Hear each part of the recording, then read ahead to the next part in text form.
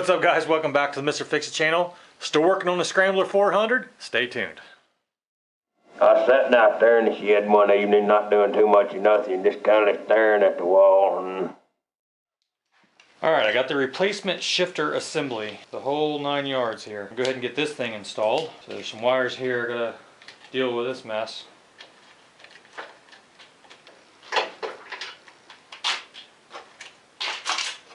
Oh, I need to find some hardware. Looks like 1/4 Let's see, I might have to take the linkage off to get that. I think it's got to go in, yeah, it's got to go in there. So I got to get this off. Alright, it's a 10 socket and an 8 wrench.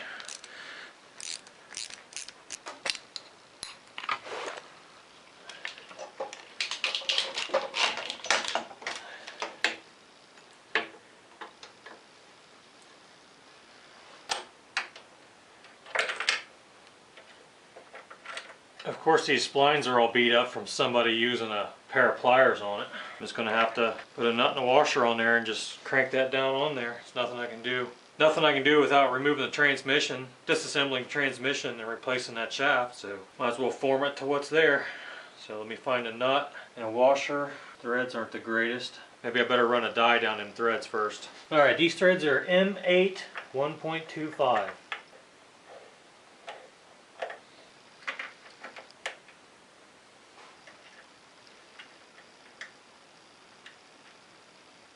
Alright, hopefully this works out.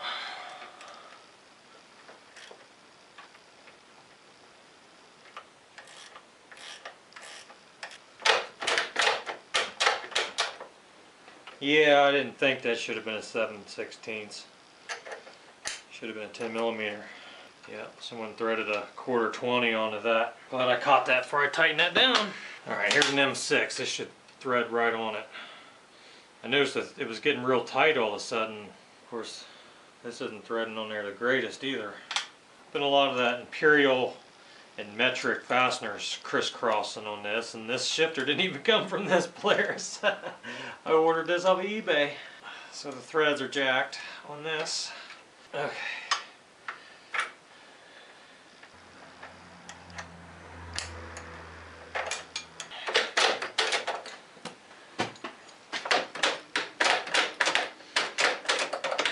Nice.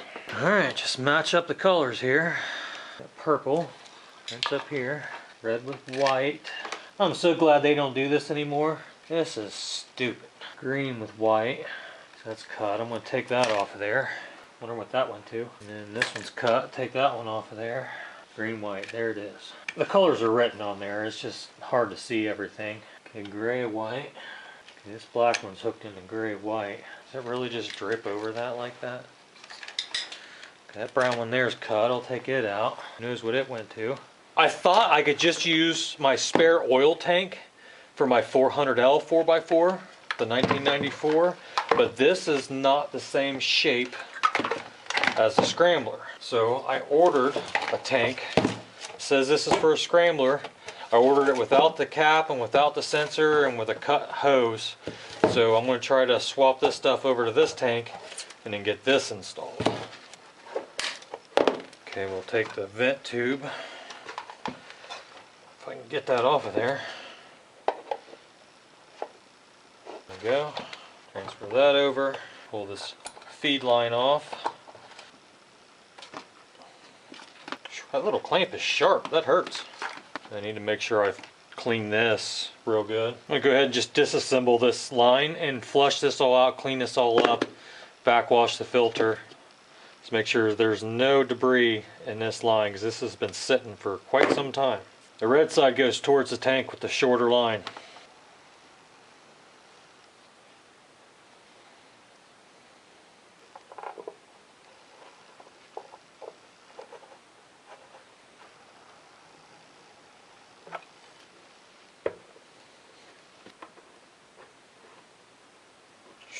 Carefully.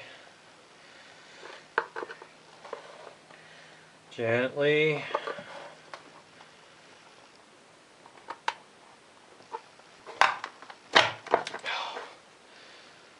So how this switch works is you have a couple metal contacts right here on this styrofoam like plastic float, and when the oil level comes down, it makes contact with these two metal conductors and sends it out the wires. That's how that works. Very simple. Just going to clean up these contacts real good so they're shiny metal again. Let's make sure this thing will work.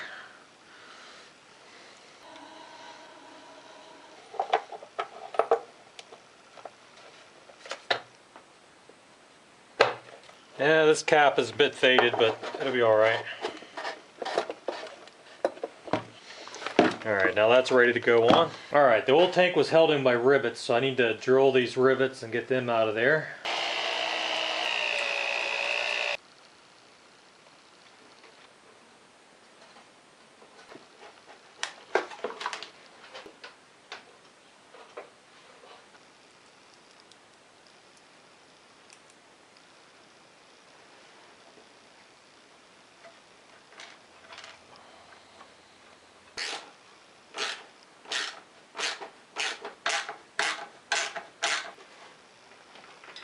Let's see, purple to purple. I got one too many purples here. Red, white, I got plenty of those. That's purple, black. Okay, purple, black. What the hell? See, the other purple must, yeah, the other purple goes up to the dash. That's the oil level light. So I got that plugged into the wrong place. That's this guy here. It needs to go down to the purple, black one. Yeah, there's no black stripe on that. It's alright, got it figured out. Okay, that should be the oil light. Theoretically, if I turn this on with this empty, I should get an oil light. Yep, got an oil light. See, let's test the temp light. So this is the wire for it here. Of course, it's been cut off. So if I ground this, that temperature light should come on. Okay. I have a high beam light. I got those two lights. I don't have neutral. I got reverse. I don't have a neutral light. Sure thing's filthy. I need to clean that out before I put it on. I took this all apart to clean it, and that's when I realized that this part is broken. Yeah, that needs fixed.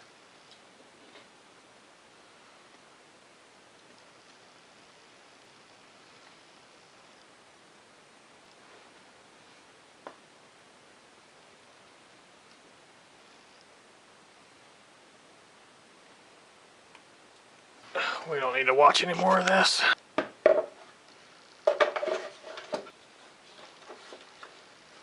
I haven't got the filter in yet, so I'll install that later.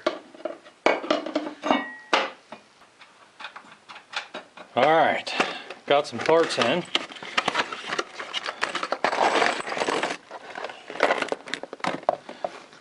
Yeah, let's work on the exhaust.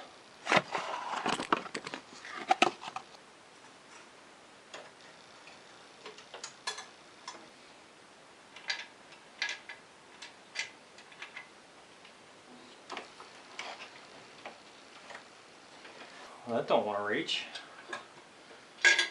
Alright, well, without having the actual part here, when I made this flange, I didn't get it the exact right shape, so that don't really want to fit in there right.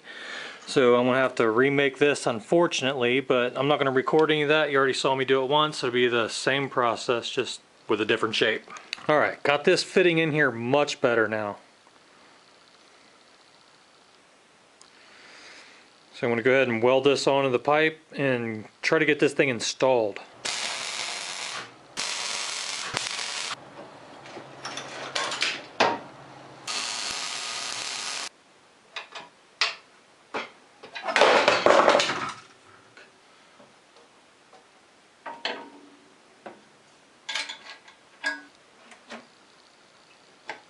Well, my memory card ran out of storage space, so I called it quits last night. But here's the exhaust. It's all mounted on there now. Look, I'm glad I was able to save this exhaust, because other than where it was welded, it's in pretty good shape. So the kit came with all the springs, the gaskets, even the header, the manifold gasket against the head there. It came with one rubber bushing, and it came with 2 bolts for the muffler. But it didn't come with two more bushings. Luckily I had one. I had to kind of cobble together another one. Another thing it didn't come with is 2 more nuts for these 2 bolts, so it was good enough. At least I had all the springs and gaskets and everything. But there's the exhaust. I need to work on some more things before I can fire this up and listen to what it sounds like, but here it is. Alright, so I'm gonna work on the air box here. There's some parts of this that are basically unobtainium. You just can't get it. Like there's supposed to be another cover that sits underneath this against the air filter. That's what this center screw is for. That's to seal the top of the filter off. I don't have that. I can't find that. That might be a problem. Also, there's this front like nose cone to this. It's like the, I don't know, the snorkel or whatever. That's unobtainium. Can't find that. Can't get that. And on top of that, down in there, there's no way for this to seal. I don't know how they expected it to seal. I guess alongside this lip right here. But it doesn't seal. So I'm gonna have to do some modifications to make the air filter actually seal, so actually filter dust. Whoops. I want to put a foam piece down in there so that this can seal against that. I need to make something to seal the top of this, and hopefully this, the inside of this, will rest against this tight enough to seal the top of the air filter. There's also supposed to be a foam rubber pad that goes around this. I don't think I'm gonna do anything about that. I need this to sit down in there tight against the air filter. So let's get into this. So I got some of this foam rubber weather stripping. I want to try to line the bottom of this with this. See if that works.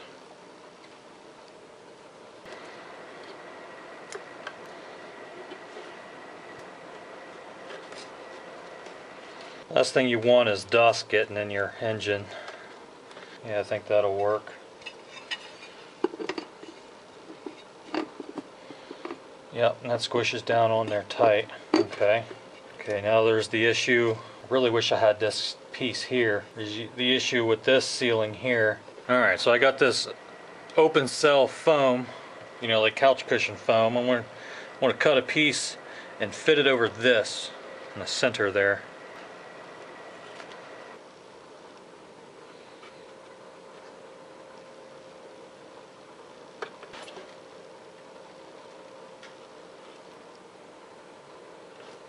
It's a shame you can't buy these parts anymore. Leaves you cobbling stuff together like this.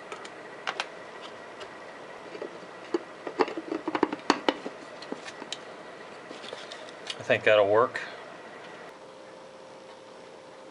Okay, I don't hear the air filter rattling around like it's loose in there. Looks like it's pushed all the way down in the bottom and in the top. I can see through here. That should seal it up. I'm hoping. I'll have to keep an eye on any dirt getting to this point. So after I ride this in the dust, I'll have to pull this air box off and check that there's no dust getting into the engine. But that should seal it off. Unfortunately, one of the bolt tabs is broke off of this. I don't know if I'll be able to do something about that or not. I'll leave that for later. I'm gonna go ahead and put this on the machine, and it's also missing the cap, the plug for this drain, but I think that'll be alright. I'll just leave that off for now. Go ahead and get this mounted on. So I just put a big flat washer on the broken side. That'll hold that for now. Got that side mounted. It's in there pretty rigid. So let's move on to something else. Alright, so this is for the hot light. It's been cut off. So I'm going to have to put another end on to clip onto the sensor there. So I found this. It clips on there nice. It's even got the same wire colors. So I'll cut these and splice that together.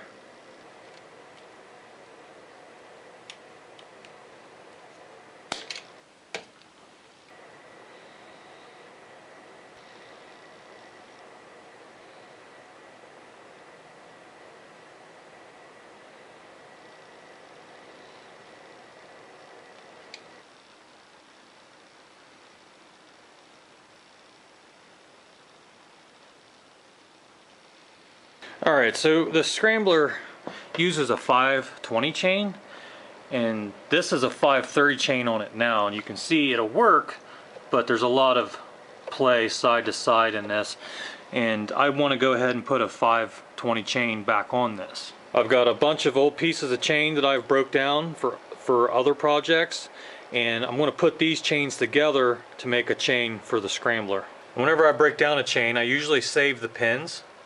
And when you push these pins, I don't normally grind, like they'll recommend that you grind the end of the chain off.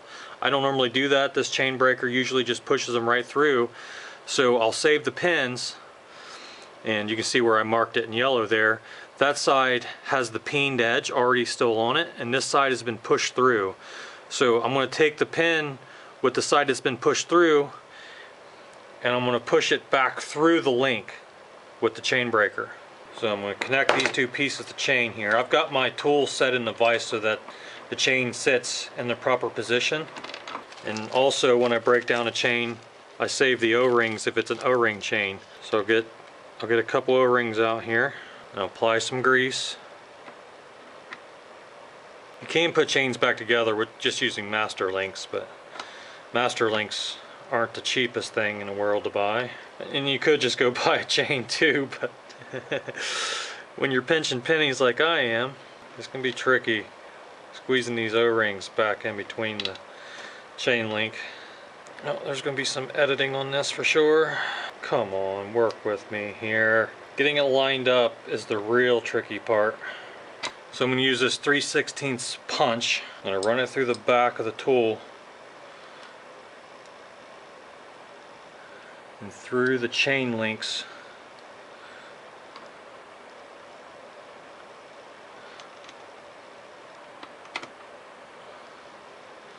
Like so.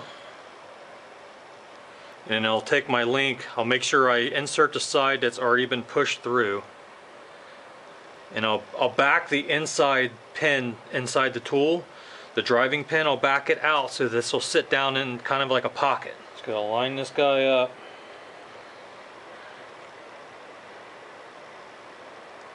And start driving it in. Make sure it goes in straight.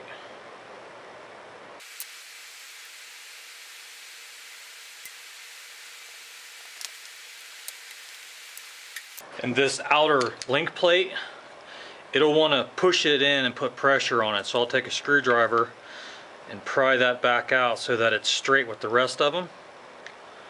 And if there's some wiggle room in there, I'll back this off just so I can check, see how much that pin's sticking out. So it's just about right.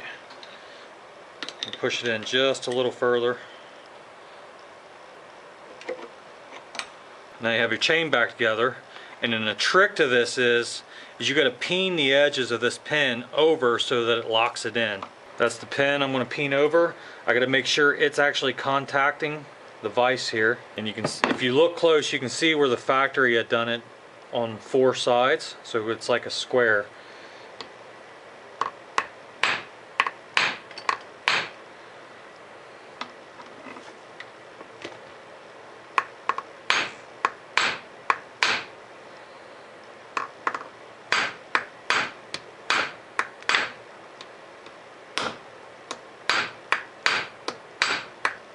Now it's locked in, and put the chain back together. Alright, I gotta add one more piece to this to make it long enough.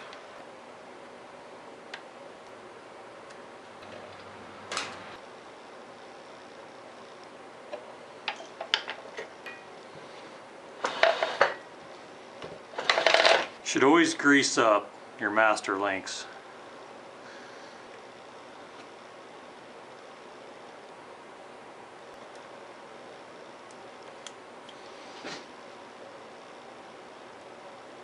Oh, Jesus.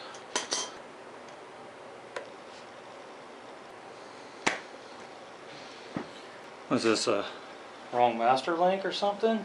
What is going on here? Huh, I don't understand what the hell's going on. Why is this so difficult to do? I don't get it. It's just a master link. Freaking hundreds of these things on. Someone help me understand this. Oh, what is going on? Why? Alright guys, this is a new one for me. I have never seen it. Oh, sometimes you got to inspect your parts a little closer, even if they're brand new. You see what's going on there? You see that? Anybody see what's wrong with that? Yeah, it's not just bent. It's not even split all the way. Jeez. Sit there and fought with that forever. Alright, so this thing is missing the chain slider that gets riveted to the swing arm there, and it's also missing the chain guide that goes on the bottom of the chain there. Well, fortunately, I do have the parts. So those came off my parts quad. I'll get these installed. Probably gonna have to drill out or punch out those rivets back in there. So the rivets are still there. So I gotta get these out, and then I gotta get new rivets in. Let's see if I can get in here with this. Oh, that was easy. That one not so much.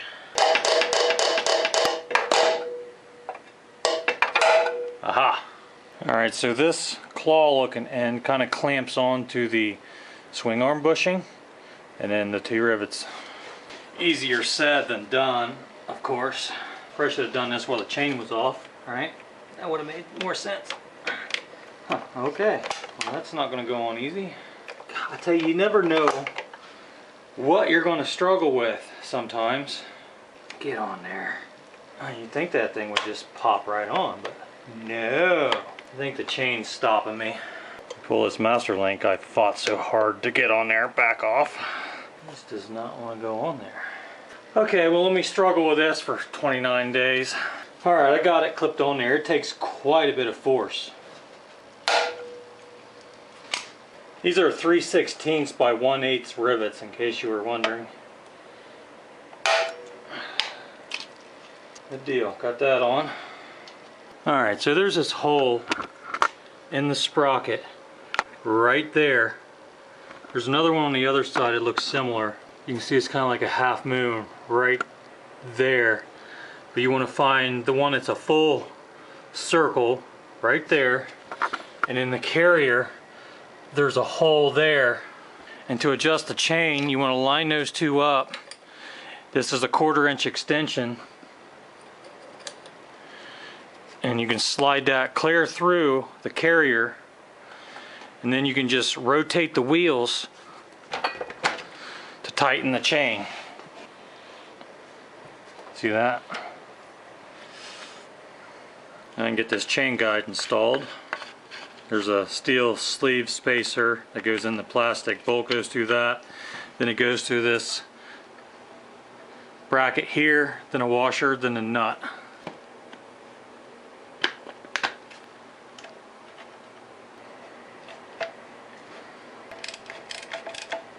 You want to keep your chain on these real loose. I found out the hard way on my 400L, my 94 4x4 400L, that if this chain is too tight, if you jump it and you collapse the suspension all the way, it'll snap your chain. So this thing needs to be real loose. But I could figure with all the weight on it, it's about 2 inches of travel. So that's about right there. Well guys, that's all the time I have for this project today. If you like this video, please give me a thumbs up, consider subscribing, and don't be afraid to fix it. Thanks for watching.